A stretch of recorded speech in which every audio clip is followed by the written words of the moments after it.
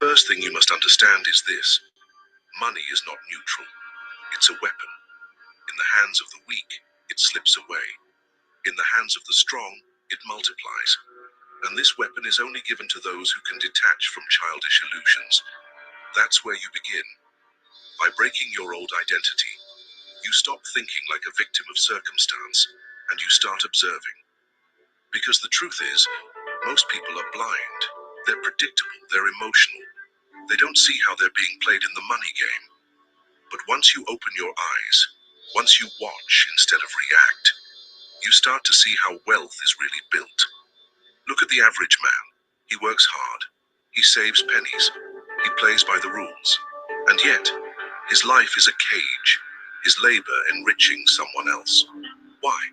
Because he believes in effort, not leverage. He believes in fairness, not manipulation. He believes in appearances, not in power. That blindness is exactly why he stays broke. And here's the first law: weaponize silence. Most people chase wealth by talking, by begging, by proving themselves. They show their desperation like a stench. But silence is pressure. Silence makes others reveal themselves. In negotiation, in deals, in opportunities, the one who can stay quiet bends the other side. Because humans hate silence. They rush to fill it, often with concessions, secrets, or weaknesses. The rich understand this. That's why they're calm in rooms where everyone else is scrambling. They don't chase. They let others bleed information and then strike. Silence turns you from prey into predator. But silence alone won't save you. Because even if you stay quiet, if your reactions are predictable, you can still be controlled. That's where the next principle comes in. You see, most people wear their emotions on their face. They broadcast fear, greed, insecurity like a radio signal, and predators pick it up instantly. That's why the wealthy manipulate markets, employees, even friends, because they can read reactions faster than the average man can think. If you want to stop staying broke, you must become unreadable, like a ghost. No one can sense your next move. When you remove emotional tells, when you master stillness, you stop being a pawn on someone else's board. You become the one moving the pieces. Think about it. A man who cannot be read cannot be predicted. A man who cannot be predicted cannot be controlled. Oh, and at my last job, we used Google for Docs, Slack for comms, Dropbox for client links, Notion for wikis. That man is dangerous. That man can't be trapped by advertising, peer pressure, or trends. That man saves money when others spend, strikes when others hesitate, and withdraws when others rush in. This is how empires are built, not by following the crowd, but by standing above it, observing, waiting, striking with precision. But here's what you need to realize. Every time you follow impulse, every time you react emotionally to fear or greed, you bleed power. And every time you bleed power, someone richer than you grows stronger. Because money is always moving. If it's leaving your hands, it's feeding someone else's war chest. And that leads to another law: predators' patience. Average people are impulsive. They chase trends, gamble on hype, rush to get rich quick. And in their impatience, they become prey for those who wait. The wealthy wait. They move slowly, strategically. Like a lion waiting in the tall grass, they don't waste energy. They wait for the perfect moment, when fear grips the herd, and then they pounce. This patience is why they buy when others panic, why they hold when others sell, why they expand when others retreat. Their patience is a weapon, and if you learn it, you'll stop throwing away money on impulses and start capturing opportunities others miss. But patience requires discipline, and discipline is exactly what keeps most people poor. They want comfort, they want ease, they want the dopamine hit of spending instead of the cold satisfaction of control. Which is why the few who master patience, silence, and unreadability rise to the top, while the rest stay chained to their paychecks. And here's the darkest truth of all: most people will never escape. They are too emotional, too reactive, too blind to play this game. They will live as prey until they die. But you don't have to. Because if you take these laws seriously, if you detach from illusions, weaponize silence, become unreadable, and master predators' patience, you stop being ordinary. You stop being broke. You start becoming untouchable. And the deeper we go, the more you'll see that wealth is not earned, it's taken. You've already seen the first cracks in the illusion. Silence bends people. Unreadability shields you. Patience turns you from desperate gambler into predator. But if you stop there, you're only half formed. Because money isn't just about protecting yourself. It's about turning others into your resource. And here is where the true game begins. Most people think wealth is created by effort. They imagine the rich work harder or smarter. That's only a surface level truth. The real wealth is built by positioning, by standing in such a way that other people's efforts flow into you, without them even realizing. Think about your job. You work, you grind, you sweat, and your paycheck is a fraction of the value you actually produce. The rest flows upward silently into the hands of your employer. Why? Because they're positioned above you. They don't need to work harder. They just need you to work. This is the law of leverage. Machiavelli once observed, "The people are by nature changeable. It is easy to persuade them of something, but difficult to keep them in that persuasion." What does that mean for money? It means people's effort, loyalty, even their obedience is unstable.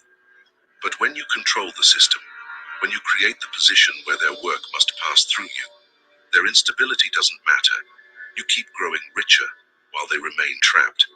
Leverage is why one landlord grows wealthy while hundreds of tenants pay rent until they die. Leverage is why one investor grows rich while thousands gamble and lose.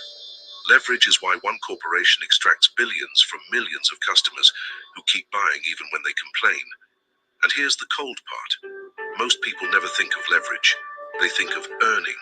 They sell their time. They sell their labor. And in doing so, they sell their life. That's why they stay broke, because they trade in the only currency that does not multiply, hours.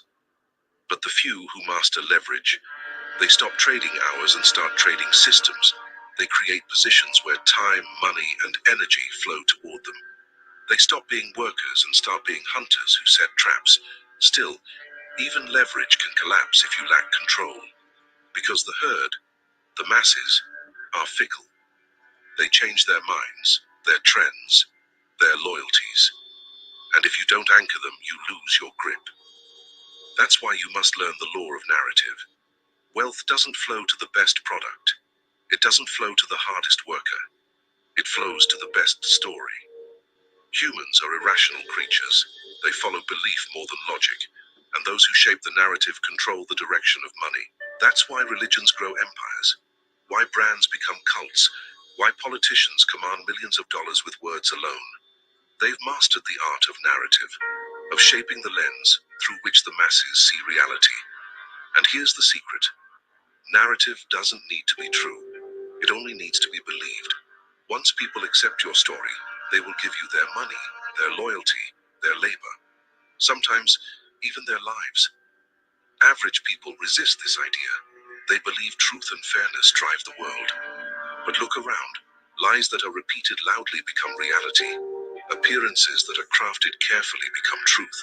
And the man who rejects narrative as manipulation stays broke, because he doesn't understand that money always follows belief, not reality. Silence, unreadability, patience, leverage, narrative. Do you see the pattern yet? Every principle bends human weakness into your power. Every step pulls you further from the herd and closer to the brotherhood of predators. But here's something darker you must face. Wealth demands sacrifice, not of blood, but of comfort, because the path of the predator is lonely. You can't indulge in every impulse, every distraction, every craving. That's what keeps others weak, their need for constant comfort. The rich are not soft. They appear indulgent, but beneath the surface, they're disciplined. They control themselves before they control others. Machiavelli warned that a prince must sometimes act against mercy, faith, and even humanity to preserve his power. Stop using ChatGPT and Canva like children's toys. Here's how to use them right. So this is how I became the most dangerous person in the room. One habit changed everything. I replaced social media with micro-learning. Now, instead of wasting time on social media, I spend 15 minutes a day actually learning how to use AI for writing, planning, brainstorming, the real work. That's it, just one skill a day. This is the 28-day AI challenge built for beginners over 40. Starts tomorrow. Tap the screen to join us and try the one habit that really makes you unstoppable.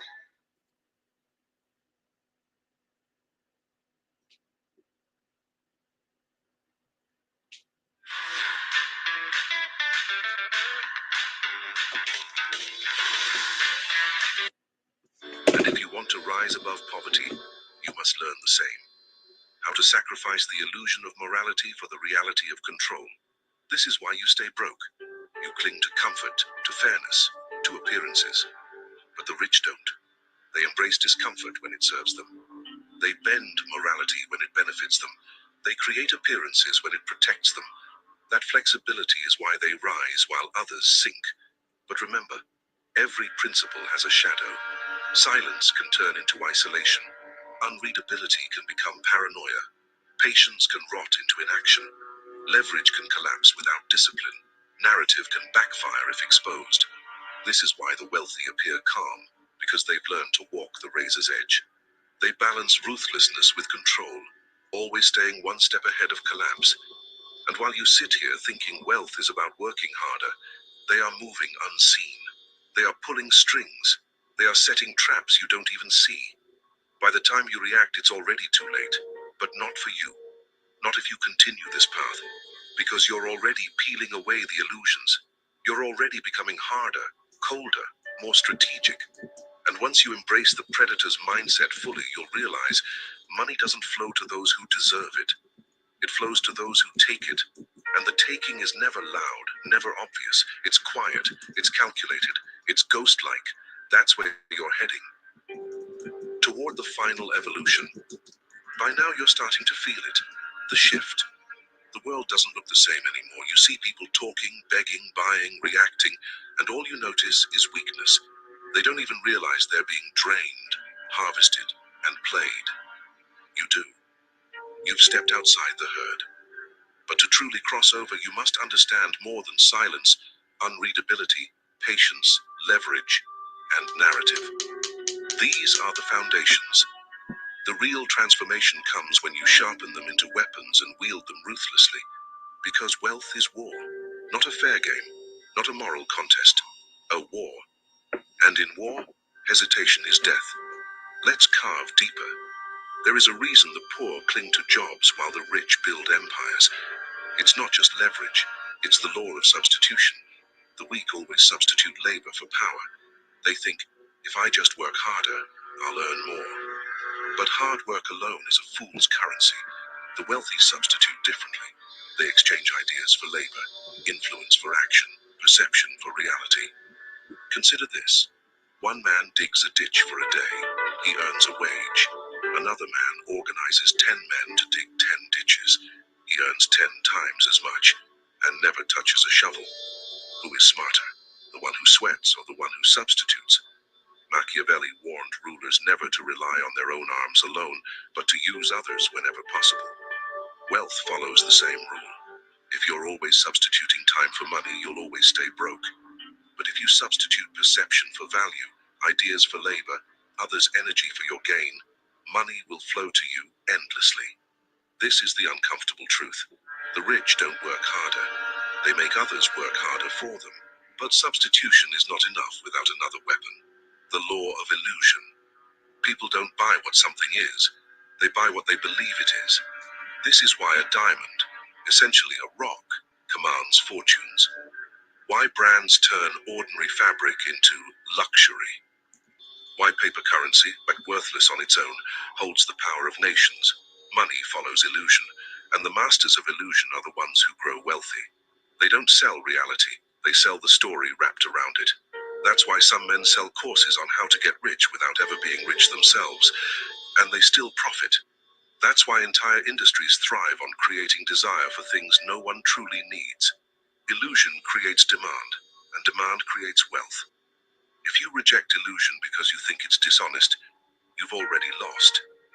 Because the world doesn't reward honesty, it rewards mastery of appearances. Even Machiavelli himself declared, everyone sees what you appear to be. Few experience what you really are. Appearances are power. Illusions are currency, and the man who commands them commands wealth. Now, listen carefully, because here lies one of the most dangerous principles, the law of exploitation. Most people recoil at this word. They imagine cruelty, injustice, evil. But exploitation, in its pure form, simply means identifying unused value and extracting it. The rich see gaps, weaknesses, opportunities, and they exploit them before anyone else. This doesn't always mean exploiting people directly. It means exploiting timing, exploiting fear, exploiting inefficiency. It means seeing where others waste and turning that waste into your gain. Take fear, for example. When markets crash, the average person panics and sells everything at a loss. The predator exploits this fear and buys cheap, multiplying wealth while others bleed. Take attention. Billions waste hours scrolling on devices. The predator exploits this by capturing attention with narratives, selling products, and converting distraction into income. Exploitation is not cruelty, it's realism. If you don't exploit, someone else will exploit you. That's why you stay broke, not because others are evil, but because you lack the coldness to see opportunities in the weakness of others. And yet even exploitation is dangerous without control. Which brings us to the law of withholding. The weak believe giving everything earns trust. They overshare. They reveal plans. They expose emotions. And in doing so, they give away their leverage. The wealthy withhold. They reveal nothing until it serves them. They master the art of partial disclosure, feeding just enough to create interest, desire, or dependence, but never enough to be predictable. Think of negotiation. The average man blurts out his price, his limits, his needs. The predator withholds. He waits, he listens, he calculates. By the time he speaks, the other side is already trapped. Withholding creates mystique. Mystique creates power. Power creates wealth. This is why the richest men often appear silent, mysterious, distant. They aren't hiding because they're weak. They're hiding because exposure is vulnerability. Now let's draw the threads together. Silence bends people. Unreadability shields you. Patience turns desperation into timing. Leverage makes others your resource. Narrative shapes belief. Substitution frees you from slavery to labor. Illusion multiplies value from nothing. Exploitation turns waste into wealth. Withholding protects your position. These are not tips, they are weapons. Dark, cold, precise weapons forged through centuries of power. And when you wield them, you stop being a victim of the money game. You become the game. But here's the final shift. Identity. Most people live and die as prey. Emotional, predictable, chained to hours, salaries, and illusions of fairness. But once you begin walking this path, you stop being like them. You become an observer, a strategist, a phantom in the marketplace. Picture it. While others stumble blindly, you walk with X-ray vision. You see their tells, their impulses, their weaknesses. And instead of joining their chaos, you watch. You wait. You move only when the outcome is already decided. This is what it means to be unreadable, untouchable, unstoppable. You're not chasing wealth anymore. You're positioning yourself so wealth chases you. And once you taste this power, you can never go back. Because at that point, you're no longer one of them. You've crossed into something higher, something untouchable. Now the question remains, how do you apply this daily? How do you live this philosophy? Not just understand it. That's where we go next. Into the operations of life. Into the real-world strategies that turn these laws into your armor, your weapons, your empire. You've absorbed the principles: silence, unreadability, patience, leverage, narrative, substitution, illusion, exploitation, withholding. These are no longer abstract words, they're weapons. But a weapon unused is just decoration. To become untouchable, you must carry these laws into your daily life covertly like a hidden blade. Because wealth is not just built in grand moments, it's built in the small daily choices where most people fail. That's where you separate yourself. That's where you become something different. Conversations. Most people use words to fill space, to prove themselves, to feel seen. But you know better. Words are currency, and currency must be invested, not wasted. When you sit across from someone, a friend, a colleague, a potential partner, practice silence. Let them speak. Let them reveal. You're not reacting anymore. You're studying.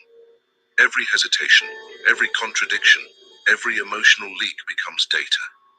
And in time, you'll notice people beg to fill the silence you create. They hand you information, influence, even loyalty, just to feel comfortable. Silence isn't absence. Silence is pressure, negotiations. Most amateurs think a negotiation is about pushing their position. They talk, they argue, they try to win. But negotiation is war disguised as conversation. And in war, the calm soldier always beats the frantic one. When you negotiate, your unreadability is your armor.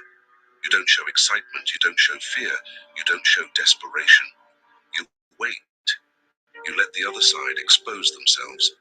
Then, when the moment is right, you exploit.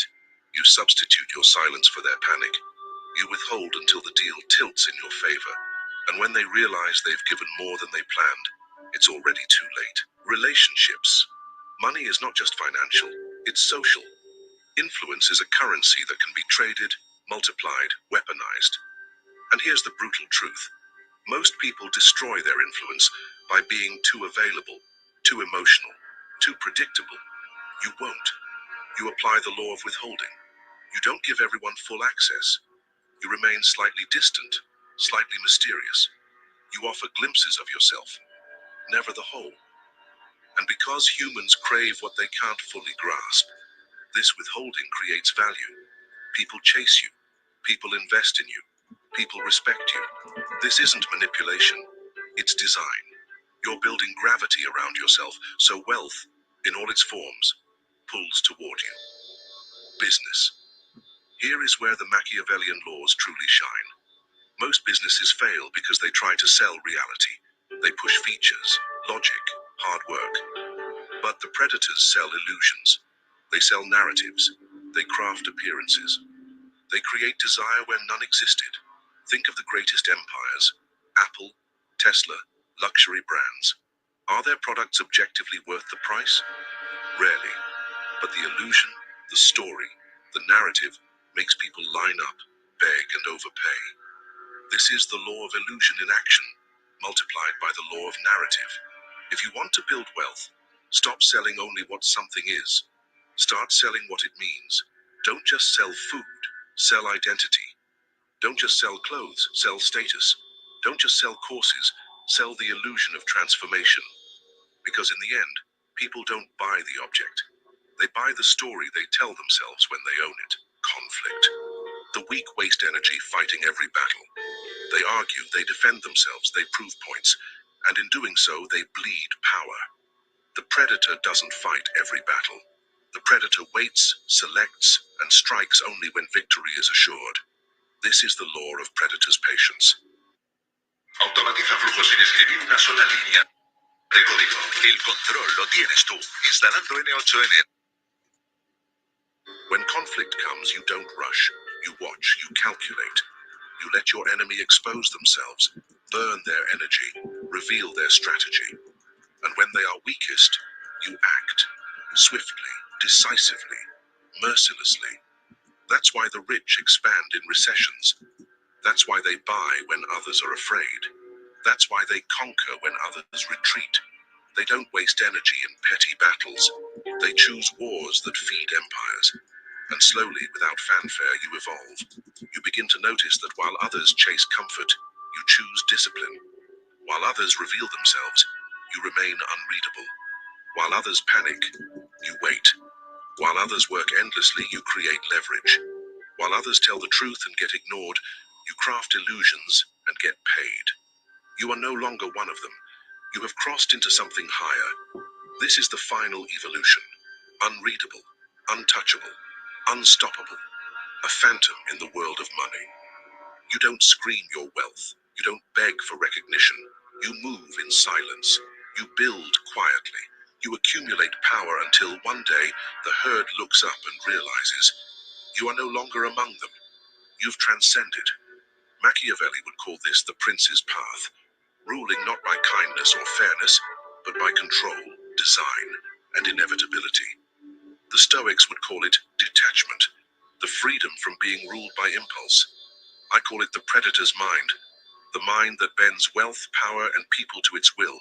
Most people will never see this. They'll stay blind, emotional, prey. But you've been initiated. You've stepped deeper into the hidden brotherhood. Now here is your choice. You can let this video wash over you and then return to your old patterns. Predictable, emotional, broke. Or you can take this as your initiation. You can begin applying these laws daily. You can stop reacting and start calculating. You can stop working for money and start bending money to work for you. If you're ready to walk further into this world, to sharpen your mind, to master power, to become untouchable, then this is your command. Subscribe. Not as a favor, not as a gesture, as a continuation of transformation. Because the deeper we go, the darker it gets. And once you cross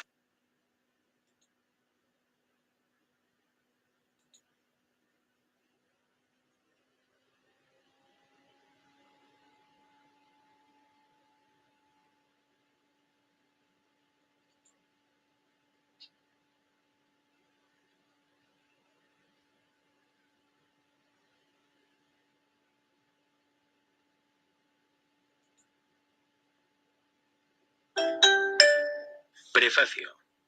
El objetivo de cualquier trader es ganar regularmente.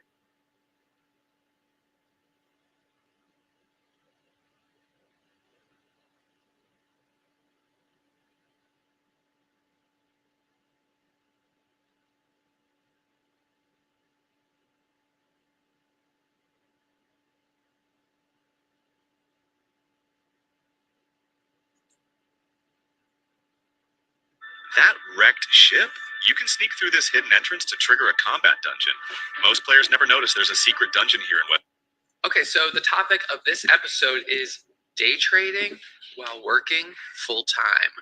I actually just did an interview with a student who has this $1 million badge. He's on the West Coast. He trades from 6 a.m. to 7 a.m.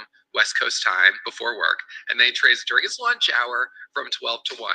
He's got his $1 million badge trading around a regular work schedule. So it can be done. Of course, as always, his results are not typical.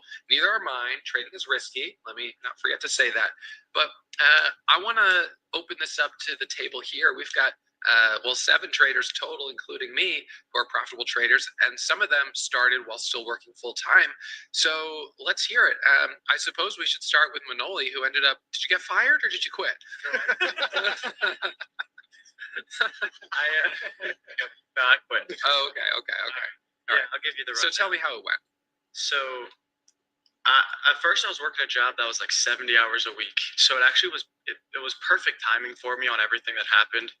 I just got done going to a new mortgage company that was only like 37 hours a week, and that was 10 to 6 Monday through Thursday, and then like 10 to 3 on Fridays. As soon as I went to that new company, I think that was late February, COVID hit, and we were working from home. So that's when I got back into trading. When we got back into the office, so before I signed up for Warrior, though, I called my manager. I was like, "Hey, can I switch my hours from 10 to 6 to 11 to 7? Because I knew I would need the 9:30 to 11 period." Yep. So they were cool with that. I was in a sales job, so there was a little flexibility there. So when I went back into the office, the managers, it was a younger environment. The managers were real cool at first, because my production was fine at first. Yes. At first. And I was actually bringing in my laptop and an extra screen and trading in an office before work. Okay. So I went in every morning at I want to say 8 o'clock. I got in, and it actually made me going to the office. It made me more excited to go to the office because I was excited to trade every morning. Okay. So I got there at 8:30. And I was trading up until usually on par with you, so right around 10:30, 11. Yep. Some days I did go over and I had managers talk to me. Really? Yeah, like they're gonna shut it down because they're like, dude, it's 11:15. Like I said 11 on the dot, and like then the president and they kind of they didn't like it. Did people come and like look over your shoulder? Were they like, no? Because I went in another room and I shut the door. And at that point, listen, but at that point I wasn't making any money either. It was like new. I wasn't doing too much. They were actually clowning me for paying $3,600 for a course. Yeah, right. Yeah. Not anymore. Right. So I was doing that, and I did that for eight or 9 months. And well, at one point, I actually was making like I think it started December of 2020 into January. That's when sizing got crazy. So in my first, and you were still trading at. I was still trading at work this whole time. Eventually, the bathroom stall or. No, but they did kick me out of that office. Yeah. And so I actually had to hide it from the president. And my manager was cool. He's like, just do it on the work computer. Don't let them catch you. Yeah, they'll never catch you. Right. They'll never know. That's great advice. Okay. So I was doing that, and then I was making then people started to join in. Because then I was making 5, 10, 15 grand in a day. Yeah. And they were just like, holy crap, what's going on? So at one point, I had the whole office trying to be day traders in the bottom, not focused on selling at all. We were just looking at stocks all day long. And then it was cool. But then I got to a point where it was early January, and I had my biggest green day in the office. It was like $30,000, and that was crazy. I was like, holy crap! Like that was so much money. I get up, and I still remember my manager was like, because they're all trading at this point. They're like, I don't know, this looks really good here. And I was like, I'm done for the day. I'm gonna go get lunch. They're like, I don't know, this looks really good. You might want to sit back down. Yeah. I sat back down. Okay. And I went red 20 grand. Oh, whoa, that's a huge swing. And I was a 50K swing, and this was before I was really making crazy money. Yeah. So that was like, that hurt. That was devastating. I was livid. I told my boss, I was like, listen, I gotta go home. I left work, and I thought about it. I talked to my wife too, and I was like, you know what? I might just have to give this a shot and go full time trading. Awesome. I love that. It's a great story. And so I told my boss, I was like, hey, I think I'm gonna give this a shot. I'm gonna take the week. He said, take the weekend to think about it. Sure. I took the weekend. I thought about it, and I decided I'm gonna just go and try trading full time. That Monday, I made like $55,000. Oh my God! So I was just because I was so on tilt from that Friday, and I was just ready to go, and I was so. Then it's it's history from there, and then I started working from home. So I did make. This is your brain when you're struggling to focus, and this is your brain when you're in the zone. But getting in the I want to say 250 to 300,000 roughly before I quit. That's so awesome. I made sure. Mike Bellafiore, One Good Trade. Introduction. In 2008, as the U.S. financial system faced collapse, some traders were making tens of thousands of dollars per day. This resembled 1998, when young proprietary traders thrived despite lacking complex tools. Since then, the world of proprietary trading has evolved, driven by technology and the internet. This book offers a first look inside the closed world of proprietary trading. Over 12 years, I have studied markets, co-founded SMB Capital, and witnessed trader successes and failures. Here, I share market lessons, success stories, and strategies for traders to grow.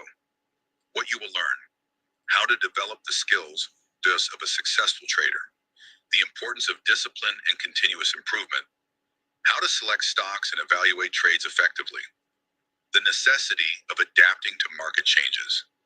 You'll read about traders like Moneymaker, a former golfer who applies his concentration skills to trading. We'll analyze mistakes, mine and my students, and how they led to growth. The core concept of the book is One Good Trade, a structured approach based on 7 key principles that help traders stay efficient in any market condition. This book is for aspiring traders and those seeking professional growth. It provides strategies and insights to help you become an elite performer in the world of trading. Welcome to an exciting yet unforgiving market where success depends entirely on your decisions and perseverance. Key traders in this book. Meet the traders of SMB Capital, each with a unique nickname reflecting their style. Mike Bellafiore, Bella, author and SMB Capital co-founder. Steve Spencer, Mike's partner at SMB. G-Man, an experienced trader with a unique approach. Jay Toma, Roy Davis, Alexander James, key team members. Moneymaker, a former golfer who excels through focus. Franchise, Dr. Momentum, C. Mash, Buckshot, each with a distinct trading specialization. Chapter 1, the best in the business. What is proprietary trading? Proprietary prop trading is one of Wall Street's most hidden yet fascinating sectors. Unlike banks and hedge funds, prop firms don't manage clients' money or sell services. Their success depends solely on the trader's skill and decisions. The role of prop firms. Prop firms account for 50 to 70% of daily stock market trading volumes. These firms generate millions while contributing to brokers, clearing firms, and government taxes. The trading boom prop trading took off in the late 1990s during the internet boom. Initially, few firms hired fresh graduates, but today, hundreds offer opportunities. The culture of prop trading. Unlike traditional Wall Street employees, prop traders don't attend fancy parties. Their job is a relentless battle for profit. Mistakes are costly. Traders risk their own capital. Success is rewarded. Earnings are based on personal performance. The golden rule. We only make money on what we can hunt. No clients, no services, just skill and execution. Welcome to the world of prop trading. Prop firms operate solely for their traders. The firm itself is the client. Traders use firm capital or their own, trading stocks, options, and other instruments without handling external funds. Forget stereotypes. Big profits don't come from insider information. We rely on public news sources, and success comes from skill. Some days a trader might make 10,000 in 30 minutes. Other times, they might go a month without profits despite working 50-hour weeks. In 2002, I made nothing, but in other periods, I earned tens of thousands in minutes. In prop trading, you are your own client. You choose the market, instrument, trade size, and timing. It's both a freedom and a challenge. New traders undergo rigorous training before getting real trading accounts.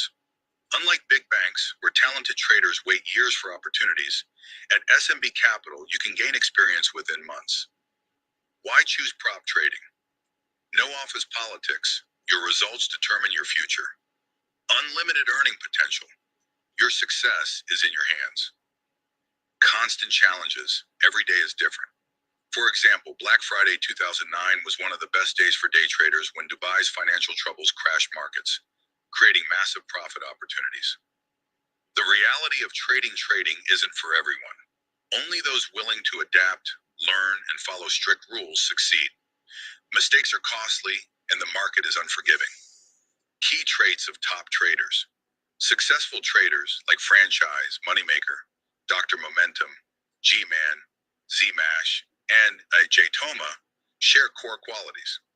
Competitiveness, the drive to win and adapt. Focus, ability to concentrate on critical details. Professionalism, continuous skill development. Quick learning, essential for real-time decisions. Consistency, achieving stable results over time. Resilience, staying composed under pressure. Curiosity, a relentless desire to improve. These qualities make elite traders stand out. Success isn't just about knowledge and skills, it's about the right mindset. Prop trading is a competition with no room for complacency. But for those who embrace the challenge, the possibilities are limitless. Franchise. Competitive traders strive for more. In 2007, I met Franchise, a young, ambitious trader applying to SMB Capital. He was confident, hardworking, and already had trading experience. Despite earning $1,500 or $2,000 daily, impressive for a beginner, he wasn't satisfied. He wanted to improve. I advised him to focus on 3 key areas. 1, avoid chasing quick trades. 2, optimize position sizing. 3. Improve execution. Franchise embraced the challenge. He analyzed his trades, refined his strategy, and increased his earnings to $3,000 to $4,000 per day. His success came from discipline, self-review, and continuous learning. Trading, like life, has tough moments. The key is resilience, learning from mistakes, and pushing forward. Moneymaker. Stay focused. Moneymaker's story is one of discipline and endurance. Even during market slowdowns, he remained focused, profiting from small moves. His mindset mirrored that of a professional athlete: rigorous training, stress management, and unwavering concentration. His ability to adapt and thrive in tough conditions wasn't just talent, it was psychological preparation. Years of repetition under pressure built his exceptional focus. He sees success not as luck, but as the result of passion, dedication, and hard work. Moneymaker proves that trading success isn't about luck. It's about focus, discipline, and continuous improvement. Through impulse. Absorb knowledge quickly. Impulse is an exceptional trader with a rare ability. He instantly absorbs knowledge and applies it in real time. He doesn't take notes or review materials. Everything he learns sticks immediately, giving him an edge in the fast-paced world of impulse trading. His rapid decision-making and risk-taking ability allow him to capitalize on sudden market moves. However, his aggressive style sometimes leads to excessive risk, making self-control crucial for long-term success. Arthur Impulse's story highlights how passion, quick learning, and adaptability create a top-tier trader. G-Man. From I Quit to Head Trader. G-Man, now a lead trader and partner at SMB Capital, had a rough start. He made nothing for 6 months. Instead of quitting, he adapted, analyzed his trades, and refined his strategy. Developing tools like the Chop Tracker helped him reduce losses and focus on high-quality setups. He shifted from low-value scalps to more profitable trades, dramatically increasing his income. His journey proves that success comes from persistence, data-driven adjustments, and a refusal to give up. Zmash. Turn discipline into an advantage. Zmash's trading success isn't based on flashy strategies or luck. It's built on discipline, consistency, and a systematic approach. He reviews his trades, learns from mistakes, and strictly follows his rules. Unlike traders who give up after losses, Zmash adapts while maintaining his core principles. His commitment to structured trading ensures long-term profitability. His story proves that true success comes from discipline, self-reflection, and continuous improvement, not luck. Progress through a strong foundation. Success in trading isn't about quick wins or taking huge risks. It's about steady, disciplined progress. Professional traders build their skills step by step, ensuring each new level of risk is supported by experience and consistency. A trader earning $500 a day shouldn't immediately aim for $5,000 without first proving they can handle the increased risk. Many fail by rushing growth, underestimating the psychological pressure of larger losses. Building a positive base. A solid trading career is built on stable, consistent results. Traders must recognize their strengths and weaknesses, gradually scaling up risk and profit while maintaining control. True success comes from discipline and strategy, not sudden leaps. Yapo Hippie. The power of daily progress. Yapo Hippie embodies the idea that real trading success comes from long-term effort, self-reflection, and continuous learning. He records every trade, analyzes mistakes, and constantly refines his strategy. His key belief: even experienced traders must keep evolving. His approach proves that success is a result of patience and steady improvement, not luck or shortcuts. Jay Toma. The practice of persistence. Jay Toma's journey highlights the power of persistence and self-improvement. His key lessons. Body 1. Mental resilience, overcoming fear of losses and embracing continuous learning. 2. Small steps, big growth. Progress happens through daily improvements. 3. Discipline and practice, keeping a trade journal to refine strategies. 4. Learning from others, studying experienced traders. 5. Bahamas. Psychological training and managing emotions and biases, the key to trading success. Trading is a psychological game. Many traders hold on to losing positions due to ego, hoping to be right rather than making the best decision. The best traders accept market unpredictability and focus on minimizing losses. Success comes from practicing discipline, analyzing mistakes, and developing the ability to let go of bad trades. Like any skill, it takes time, but with patience and persistence, steady progress leads to real results. Chapter 2, One Good Trade. This chapter emphasizes the importance of a disciplined approach to trading rather than just chasing profits. A key idea is that a trade should not be judged solely by its outcome, profit or loss, but by whether it was executed with a sound strategy and proper risk management. A trade can be good, even if it results in a loss, as long as it was well planned and followed the trader's rules. Traders often focus too much on results, reacting emotionally to missed opportunities. I closed too early, or the price moved against me. This mindset can lead to hesitation and poor decision making. Instead, the one good trade principle teaches that what matters most is executing trades based on well-defined criteria, not emotional reactions. A bad trade. A bad trade is not necessarily an unprofitable one. It's a trade that ignores the trading plan. Many beginners believe a trade is bad just because they missed out on additional profit. However, if the trade was executed according to a well-thought-out plan, it was a good trade, regardless of what the market did afterward. The example of Bella and the trader highlights this principle.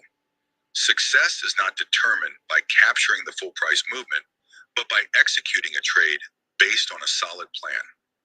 If a trader exits a position because price momentum slows, they have followed their plan correctly, even if the price continues to rise afterward. However, if the plan itself was flawed, such as failing to account for market momentum, then the trader must analyze and improve it. The key takeaway is that trading success comes from consistently making well-planned decisions, not chasing every last bit of profit. New traders benefit from creating a structured trading plan, setting clear exit strategies, and maintaining discipline. This helps them avoid emotional decision-making and stay focused on long-term success. You are a trader, not an investor. A crucial lesson for traders is understanding that trading is a process, not just a result. The goal is not simply to be right, but to execute the right trades. Market conditions can be unpredictable, and even well-planned trades can result in losses. However, a disciplined trader follows their system rather than trying to predict every price move. The metaphor of basketball player Shane Battier illustrates this well. He couldn't completely stop Kobe Bryant from scoring, but he could make his shots more difficult. Similarly, traders can't control the market, but they can control their decisions. Traders must separate themselves from investors. Unlike investors who hold positions for long-term gains, traders capitalize on short-term market movements, managing risk efficiently. The focus should always be on executing disciplined trades, not holding on to positions in the hope of eventual gains. Rethinking failure. Many traders, especially beginners, overestimate the impact of failure. Losing trades can damage confidence and lead to hesitation, preventing traders from taking advantage of future opportunities. The example of G-Man highlights this issue. He followed his plan, but still took a loss. However, his mistake wasn't in the trade itself. It was in allowing that single loss to shake his confidence. Failure is simply part of the process. Every trader experiences losses, but those losses should be seen as learning opportunities rather than setbacks. The most successful traders are those who analyze their mistakes, improve their strategies, and continue executing disciplined trades without letting past failures dictate their future decisions. I just have a long position. This phrase underscores a fundamental truth in trading. Managing a position is just as important as opening it. Unlike passive investments, trading requires constant monitoring and active decision making. A trade left unattended can quickly turn from profit to loss, especially in short-term trading, where price movements can be fast and unpredictable. A trader who fails to manage their position properly risks losing control, leading to unnecessary drawdowns. The key takeaway? Always stay engaged with your trades. Being present and ready to react allows you to capitalize on good opportunities and minimize potential losses. The core principles of SMB Capital. SMB Capital follows 7 essential principles that form the foundation of their trading philosophy. These principles can benefit any trader striving for consistency and long-term success. 1. Proper preparation. Successful traders start their day with thorough market analysis, identifying key levels, news catalysts, and potential trade setups. 2. Hard work. Trading requires continuous learning, practice, and adaptation to ever-changing market conditions. 3. Patience. The ability to wait for high-probability setups and avoid impulsive trades is crucial. 4. Detailed trade planning.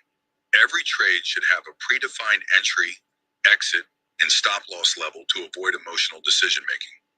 5. Discipline. Sticking to a well-tested strategy prevents costly mistakes. Deviating from a plan often leads to unnecessary losses. 6. Information sharing. Discussing trades, strategies, and mistakes with other traders enhances learning and growth. 7. Trade reviews. Regularly analyzing past trades helps refine strategies and improve execution over time. At the core of SMB's philosophy is the idea of one good trade, a mindset where traders focus on executing each trade correctly rather than obsessing over daily P&L. This shift in perspective helps build consistency and confidence. Struggling with trading? Here's what to do. Many traders face difficult periods where results don't meet expectations. The biggest mistake? Judging your trading solely by short-term profits and losses. Instead, shift your focus to the process and execution. Evaluate process over outcome. A well-executed trade can still result in a loss, but that doesn't mean it was a bad trade. Stick to your plan and refine your edge. Maintain discipline in decision-making. If a trade no longer meets your criteria, exit it, no matter how much you want it to work. Separate emotions from trading. Emotional trading leads to impulsive decisions, revenge trading, and unnecessary risks. Think in terms of probability. No single trade defines your success. Look at your trading performance over weeks and months. Analyze mistakes objectively. Reviewing trades allows you to pinpoint errors and improve your execution. The power of preparation and hard work.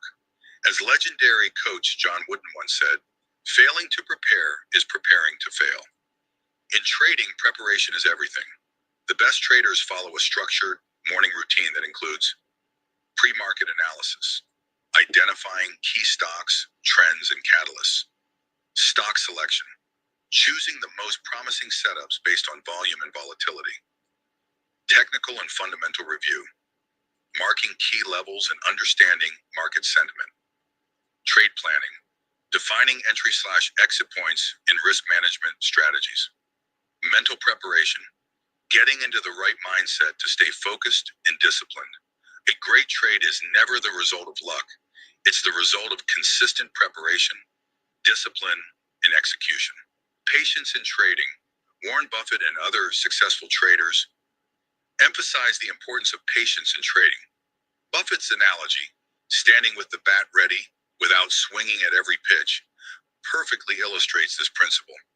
A trader must always be prepared to act, but should not chase every market opportunity. Key takeaways. 1. Patience in decision-making. Positions should be taken at the best risk-reward ratio, not out of urgency. Professional traders avoid entering trades if they miss their ideal entry point. 2. Precision in execution. Successful traders wait for the best price. If strong support is at $30, they buy at $30, not $30 or $50, reducing unnecessary risk. 3. Loss minimization. Patience prevents premature exits and allows for larger positions, increasing profit potential. 4. Avoiding the second mistake. Missing an entry isn't costly, but entering late can be. Avoid turning one mistake into a bigger one. Trading isn't about chasing opportunities. It's a waiting game. Have you ever felt tempted to enter a trade too early? Missed opportunity. Many traders obsess over missed trades, turning trading into a stressful experience. Mr. Missed Opportunity is the classic case, constantly dwelling on what could have been rather than focusing on what's ahead. But missed trades are simply part of the process. Not every missed opportunity would have been profitable. The real danger isn't missing trades, it's executing bad ones. Losing traders focus on what they could have made instead of perfecting their risk management. How do you deal with the frustration of missed trades? The importance of price. During a trade review, a new trader, a Wharton Business School graduate, kept making poor entries. Let's call him Wharton Jr. Even if the trade idea is correct, a bad entry price can turn a winning trade into a losing one. A difference of just 0.6 days or $0.7 per share can make a significant impact, especially for large positions. The best traders wait for their price instead of reacting impulsively. Do you have strategies to ensure better entries? A detailed trade plan. The best trader is a prepared trader. Evan Lazarus, co-owner of T3 Capital. At T3 Capital, new traders must instantly articulate their trading plan in a single sentence, like a business plan for a trade. 1. Exit strategy. Great traders know when to get out, even reversing their position if necessary. Unlike large funds that exit over weeks, prop traders act swiftly. 2. Predefined risk management. As Brian Shannon says, you must have a backup plan for every situation, and that plan must be in place before entering a trade. Discipline. Some say I can't close the position because I'll lose money selling the stock. But if the price is already lower than what you paid, selling doesn't mean a loss. The loss has already happened. William O'Neill, founder of Investors Business, daily trading is not magic. It's a set of professional skills and discipline. To be successful, it's not just about having a plan, but sticking to it despite market fluctuations. Lack of discipline leads to losses. A disciplined trader always follows their plan. If you decide to sell a stock when it drops below $30, do it without hesitation. Selling can be tough, but it frees you from a losing position. James Ocula, DePori advises, selling is a way out. After selling, calmly reassess the situation and look for new opportunities to enter. Don't worry if the stock price goes up after you've sold it. Evaluate your trading system based on long-term results, not just one trade. Sticking strictly to the plan, even if the price temporarily moves against you, is key to consistent success. As Jesse Livermore said, I don't care about a loss if it's already happened. Success comes from strict adherence to the plan and the ability to react quickly to market changes. Crazy Max. Working with young traders has shown that without discipline, success in the market is impossible. One of the most talented traders, Crazy Max, had exceptional intelligence and passion for trading. He thrived in volatile markets, but lost almost everything during calm periods. Despite his successes, his lack of discipline played a role in his failures. Max often broke rules, stayed up late playing video games instead of resting, and missed morning meetings. These are signs of poor discipline that also manifest in trading. If a trader can't arrive on time, it's difficult for them to avoid risky trades during the session. After Max left, I felt personally responsible. He trusted me and hoped I could help him become a successful trader, but it didn't happen. Private trading is tough, and many traders, despite their talents, can't handle the pressure. I lost not only a trader, but also a friend. Discipline is crucial to success. Max couldn't impose strict rules on his life. Trading demands such an approach, and only by adhering to these rules can you achieve consistent results. It's important to develop discipline through physical health because taking care of the body leads to a more disciplined mind. SMB Capital collaborates with T3 Capital, which supports a triathlon team for traders, helping maintain excellent physical shape, leading to improved trading results. Information exchange. Anyone's opinion is not as important as their information. In a good trading room, traders constantly exchange market information, which is the foundation of successful trading. This collective cooperation significantly boosts efficiency as 60 pairs of eyes see better than one. Roy Davis, training director at SMB Capital, emphasizes the importance of teamwork, where each trader contributes to the success of others. Earlier, the culture of intellectual exchange and trading is nearly non-existent, and each trader worked alone. However, exchanging meaningful factual information has now become the norm, helping traders earn more. For instance, when one trader noticed a break of an important support level in AIG stock, they immediately shared this with colleagues, bringing profit to everyone. It's essential for prop traders not only to share successful ideas, but also to discuss their trades, leading to better market understanding and higher profitability for all participants. Replaying important trades. Good prop traders always strive to improve the quality of their work, and one of the key methods is mentally replaying important trades. Many experienced traders, including Tom, have mastered this practice. When the market quiets down, it's a great time to reflect on your actions to learn lessons and improve future results. Key questions for self-criticism and trade analysis. Was there a moment when I could have added more volume? Was the sale premature? What caused the stock's rise? Was there a catalyst for the move? Did I take too much risk, or was I too cautious? By mentally replaying trades, traders can improve their actions, spot potential mistakes, and determine what can be changed in similar situations in the future. It's like reviewing a sports game to spot errors and improve technique. Additionally, it's important to actively exchange experiences with colleagues, discussing their views on the market and learning from them. Mutual discussion of trades and identifying reasons for success or failure helps traders develop faster. It's also useful to print trade data to analyze execution discipline, adherence to the plan, trading efficiency with specific stocks, and identify those that are more difficult to trade. The key is to develop the habit of analyzing important trades during the session to reinforce correct actions and learn from mistakes for future trades. One good trade by the moneymaker. The essence of successful trading is the continuous improvement of actions, adherence to basic principles, and a systematic approach. Every day should begin with making one good trade that aligns with pre-established trading principles. The trade example of the moneymaker with AIG stock on August 27, 2009, is a great example of how to approach trading with a clear plan and discipline. Key principles of the trade. 1. Proper preparation. The moneymaker studied the market, identified important levels, and tracked the stock's movement to prepare for the trade. 2. Support and resistance levels. The trader knew the key levels for action. Support at $40, resistance at $41.50, and $42.25. 3. Hard work and patience. The moneymaker waited for confirmation of a break at $41.50 before opening a long position. He showed discipline by closing part of the position at $41.70 or $42 and holding the remaining part. 4. Detailed plan. Every trade began with a clear plan. If successful, the trader planned to scalp part of the position and buy back the shares if bullish interest continued. If things went badly, he was ready to exit the position. 5. Discipline. Strictly following the plan is an example of disciplined trading. The moneymaker closed part of the position with profit, but kept the remaining part for further growth. 6. Information exchange. Opening trades and levels in the market is crucial for communication with other traders, which helps increase the team's profitability. 7. Replaying important trades.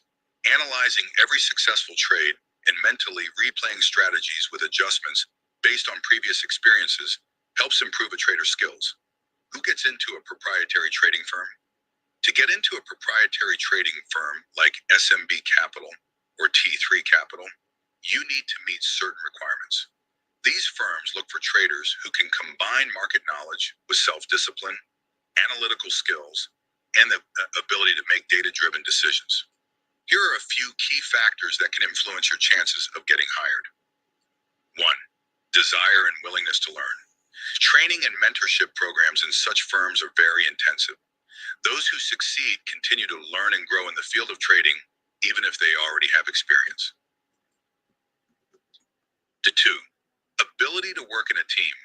In good trading rooms, it's important to be able to share ideas, communicate with colleagues, and work together to increase profits. Intellectual teamwork is valued much higher than individual work. 3. Emotional resilience. A successful trader must be mentally strong able to accept losses and analyze them without letting emotions drive decisions. 4. Technical and analytical skills. The ability to analyze data, identify patterns, and make informed decisions based on market analysis and current events is essential for a successful trader. Traders who adhere to these principles and are committed to growth stand a good chance of securing a position in these firms. Chapter 3. Job fit. This chapter highlights the importance of job fit, a concept frequently used when hiring in proprietary trading firms, which can play a crucial role in a candidate's success. Angel Cuevas' story demonstrates perseverance and determination, but also points to several key aspects that determine a trader's success when applying to a trading firm. How job fit manifests. Despite Angel's persistence, he was unable to land a position at a trading firm, despite numerous attempts. Even his persistent emails, proposed meetings, and determination didn't lead to success. Angel kept sending resumes and receiving rejections, but he didn't give up. However, the key point to note is that his approach didn't align with the fundamental expectations and requirements of proprietary trading firms. These firms are looking not only for trading skills, but also for alignment with their internal paradigms, trading styles, and corporate culture. Each firm seeks individuals who can not only work within their system, but also bring profit with minimal risk. The hiring and testing process. Recruitment in such firms typically occurs through several stages to assess how well a candidate fits. 1. Resume screening. At this stage, it's important not only to have experience, but also to tailor the resume to the firm's specific needs. 2. Testing. Many firms conduct mathematical and analytical tests to check the candidate's ability to analyze and make decisions based on data. 3. Interviews. In interviews, candidates must demonstrate not just knowledge, but also personal qualities, communication skills, adaptability, and emotional resilience. 4. Second interview and meeting with traders. After a successful interview with specialists, the candidate must show the ability to work within a team, interact with other traders, and manage risks effectively. 5. Comparing candidates. Firms carefully compare candidates, reviewing their profiles, work histories, recommendations, and alignment with internal requirements. 6. Job offer. Only after all these steps, the firm decides whether to offer the job. Candidate requirements. Each company will look for a trader who not only demonstrates professional skills, but also fits their trading strategy. For example, some firms may prefer candidates with a background in mathematics or engineering, while others value experience in competitive sports or working in high uncertainty environments. It's also important to remember that trading skills are not the only criteria. Many successful traders, like Bruce Kovner, started from humble beginnings, sometimes working as taxi drivers or on night shifts, but their perseverance and ability to learn played a pivotal role in their success. The path to success for candidates. To land a job at a trading firm, candidates must 1. Analyze and adapt their behavior. Assess whether their approach aligns with the style and needs of the firm. 2. Develop market relevant skills. This includes not only knowledge of financial markets, but also emotional resilience, a willingness to learn, and the ability to work in a team. 3. Build strong relationships with colleagues, communication skills, understanding trading dynamics, and teamwork are essential. Angel's question, who do proprietary trading firms hire, emphasizes that on the road to success, it's important not only to persist in your goal, but also to understand that it's necessary to meet the internal requirements of the company, not just possess technical skills.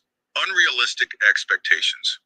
In this section, the author contrasts the reality of trading with the dreams of many ambitious newcomers hoping to get into proprietary trading firms. The examples show how many candidates try to convince employers of their uniqueness by offering effort, ambition, and dreams as their primary argument to gain a chance for success. However, in real life, proprietary trading firms are not just looking for motivation and hard work. The reality is that a candidate must not only want to be a successful trader, but also prove their ability to work in a highly competitive and high-pressure environment, meet the company's expectations, and demonstrate real skills, not empty promises. Analysis of common candidate mistakes. 1.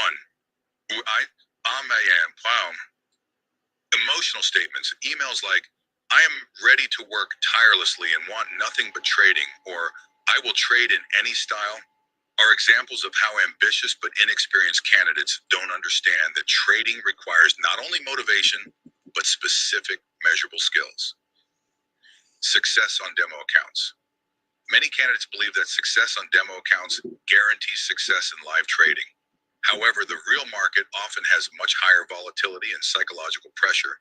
That's hard to replicate on a demo account. 3. False results.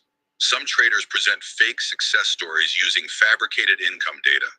This highlights the importance of verifying information and not being swayed by illusory promises. 4. Reading trading books or watching CNBC. Reading all trading books or watching financial news on CNBC is certainly useful, but it doesn't make someone a true professional. This is surface level knowledge, not backed by practical experience. 5. Dreams of luxury. Dreams of a luxurious life, personal brands, sports cars, and beautiful women are typical images that many trading newcomers build for themselves. However, these dreams often distract from what really matters for success in trading: analytical thinking, strict risk control, and on ability to learn. The importance of real job fit. The author stresses that not every persistent person can become a successful trader, and success requires much more than just the desire to work. Candidates need to meet the rigorous demands of the market and the company, including the ability to make the right decisions under stress, respond appropriately to risks, and demonstrate maturity in their strategies. Without these qualities, even the most persistent dreamers will remain outside successful trading firms. Transforming into one of the chosen few. Trading emphasizes the importance of not only skills, but also personal qualities in achieving success in the market. Trading is a craft that requires constant refinement and discipline, as well as the willingness to work hard and diligently. Becoming a successful trader takes time, effort, and emotional stability. Teamwork, adaptability, and mental resilience also play a key role, distinguishing the best traders from the majority. It's important to understand that successful traders aren't born, they become so. Often this is possible through deep self-development and hard work, as well as the willingness to work within a disciplined, progress-oriented corporate culture, as is the case with SMB Capital. In such organizations, traders are given real opportunities for a fast start and growth, something that's often lacking in large institutions. Proprietary trading firms value not only diplomas and knowledge, but also the ability of candidates to adapt and work in high uncertainty and high stress conditions. Unlike large banks, where newcomers may remain on the bench for a long time, these firms expect quick transitions to real trading. The focus is not so much on the amount of profit, but on the trader's progress, their ability to learn and improve. If a candidate is ready to work in an environment of intensive learning and development, they can become part of a team that unites the best qualities in trading. If you have similar goals in trading, it's important to gear up for a long journey of self-development, where every day is an opportunity to improve skills and reach a new level of market understanding. The hiring procedure. The hiring procedure at SMB Capital is detailed through sequential stages, emphasizing the quality of candidates and their ability to fit the company's specific culture. The focus is not only on professional skills, but also on personal qualities that align with the corporate culture. The process includes several key steps. 1. Resume screening. A large number of applications are received annually, but only a small fraction catch attention because the firm needs candidates whose qualities align with the firm's trading style. 2. Test. Candidates who pass the first stage are sent a test with questions they must answer. This helps filter out unsuitable candidates. 3. First interview. In this interview, the candidate's qualities and approach to trading are assessed. This is where it's determined whether the candidate is a good fit for further interaction with the firm. 4. Second interview and tradecast. Candidates who survive the first interview undergo a second stage where they observe traders in action. Tradecast. Afterward, they meet with the firm's partners and traders. 5. Candidate evaluation. All candidates are given numerical ratings on various criteria, including intellectual ability, emotional resilience, teamwork skills, and other personal qualities essential for a successful trader. 6. Job offer. Candidates who score the highest in the selection process are offered a job with the company. The author emphasizes the importance of aligning with the company's corporate culture and understanding that rejection doesn't mean failure in trading altogether. It more likely signifies a misalignment with the expectations of a specific firm. The whole process is designed to identify those who can not only trade but also fit into a team that shares the values and approaches of the firm. Resume review. At SMB Capital, the focus during resume review is on selecting candidates who not only meet professional requirements but also align with the company's corporate culture. The process highlights the importance of personal qualities and a philosophical approach to trading. Key points of this stage include: 1. Initial response. After receiving resumes, candidates are either thanked for their interest if their resumes don't grab attention, or sent a follow-up questionnaire asking about their motivation and skills. 2. Rejection and its consequences. A candidate was rejected despite having strong academic achievements and a background in football, primarily because his personal traits didn't fit the company's culture. The company places as much importance on cultural fit as on professional skills. 3. Handling rejection. Some candidates are puzzled by rejections, especially when their resumes seem impressive. However, SMB Capital values cultural compatibility over qualifications alone. 4. HR quality control. The company ensures that talented candidates are not overlooked by having senior partners review the HR department's work. 5. Philosophy of hiring. SMB Capital emphasizes that the hiring process is about philosophical alignment with the company's values, not just professional experience. Pre-screening test. The first stage involves answering 13 questions. If the responses are satisfactory, candidates are invited for an interview. Some of the questions include: 1. Is trading a top priority for you? 2. What is your favorite trading blog? 3. Do you have a personal trading account? If so, what were your last 3 trades and why? 4. Have you changed anything about yourself recently, or do you want to? What is your most significant achievement? 6. Tell us about your last failure. How did you react? 7. How does your past demonstrate your competitiveness? 8. Are you willing to spend a year learning our system and trading methods to earn $1,000 or $4,000 a day? 9. Can you handle an 8-month training period? First interview. This stage is designed to identify the most motivated and suited candidates and to check if they are aware of the challenges of a trading career. The interview also uses a recruiting technique to gauge commitment. Some key questions are: 1. Have you traded before? Do you have a personal account? What daily habits demonstrate your interest in financial markets? 3. What is your favorite trading blog? 4. What's the best trading book you've read? 5. Where do you see yourself in 5 years? 6. Describe a recent stressful situation and how you reacted. 7. What do you think would cause you to fail as a trader? Recruiting technique. The goal is to convince the candidate that trading is a tough profession that requires full commitment. Those who endure the pressure and continue to express interest in the role are seen as serious candidates. Afterward, the company discusses the advantages of the role, its training system, and culture. Tradecasts and next steps. Candidates who pass the first interview are invited to participate in tradecasts. This is an opportunity to observe and participate in trading sessions and see if they fit the company culture. Only those who align with the company's philosophy move on to the next phase. My favorite interview, Penny's story.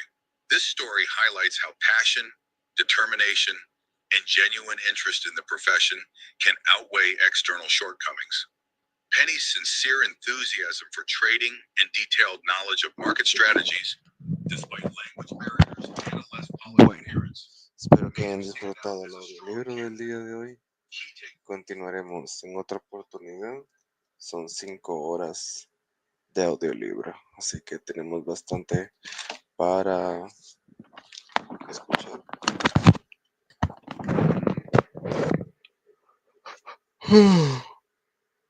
Hay sueñito, ya son las 2 de la mañana. Pero nada, vamos a hacer vamos a ver cómo qué tal sale este backtesting. Pues es un backtesting real, ni siquiera lo estoy operando en demo, realmente solo es el, la estructura, por así decirse. Estamos estudiando una vez más. En otro momento les explicaré un poco más a detalle qué era lo que estábamos viendo, qué era lo que estábamos haciendo en cada una de las temporalidades. Creo que fue un poco obvio. Fue un poco de top-down analysis, desde weekly hasta daily. Básicamente, bueno, tomémonos un momento para hacerlo. Lo primero que hicimos en el weekly fue identificar todos y cada uno de los fair value gaps que el Bitcoin ha dejado desde su punto bajo en $15,000 hasta su punto más alto en 126,200.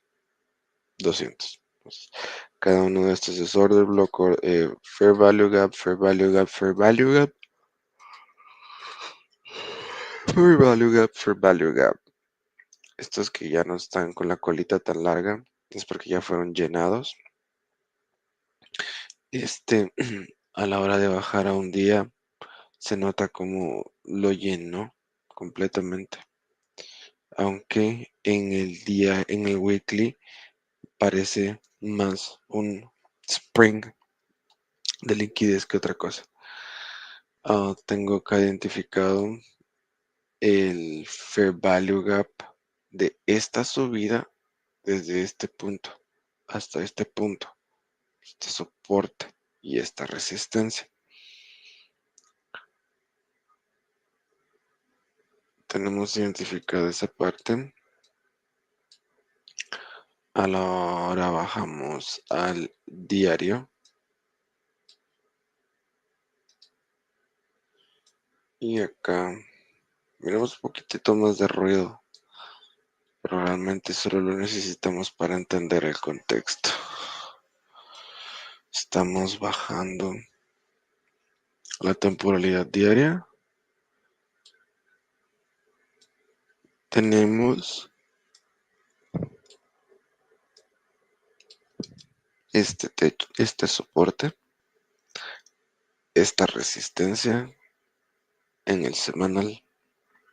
Sin embargo, en el diario podemos ver cómo a la hora de romper este soporte el precio subió, generó un doble techo y luego utilizó esta área como soporte para luego generar nuevamente la estructura en la que estamos en este momento.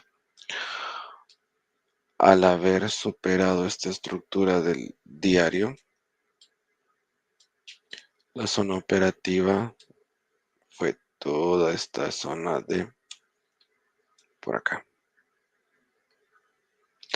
El precio ya rompió con fuerza, pues digámoslo con fuerza, rompió con cuerpo este soporte que se formó, que rompió en 4 horas, en un día, perdón, y luego lo rompe con esta vela y el precio viene a hacer un swing de liquidez con el evento del 18, un evento del 13 de octubre.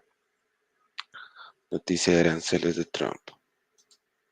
El hijo de Trump vendió Bitcoin como si no hubiese un mañana. Bueno, bajamos a temporalidad de 4 horas. ¿Y qué es lo que podemos ver en este momento? Vemos cómo el precio sigue esta directriz bajista.